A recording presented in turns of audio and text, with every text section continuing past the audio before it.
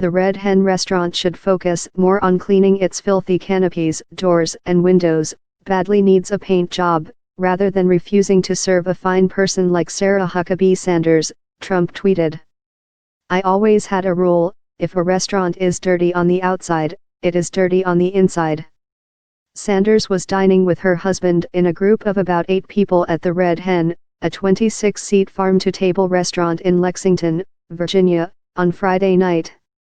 Its owner, Stephanie Wilkinson, told the Washington Post that Sanders's party had been seated when the waitstaff called her at home to say they were uncomfortable and wanted her to leave. Wilkinson then pulled Sanders aside. I explained that the restaurant has certain standards that I feel it has to uphold, such as honesty and compassion and cooperation, Wilkinson said. I said, I'd like to ask you to leave. Sanders agreed, and she and her party left without incident. They offered to pay, Wilkinson said. I said, no. It's on the house. One of the restaurant's servers relayed the story of Sanders being refused service on Facebook late Friday night. And the press secretary tweeted about the encounter the next day.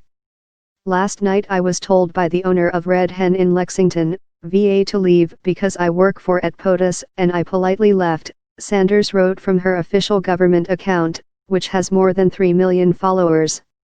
Her actions say far more about her than about me. I always do my best to treat people, including those I disagree with, respectfully and will continue to do so.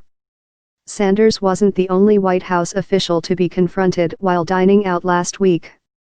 On Tuesday night, Homeland Security Secretary Kirstjen Nielsen was heckled by protesters as at a Washington, D.C., Mexican restaurant.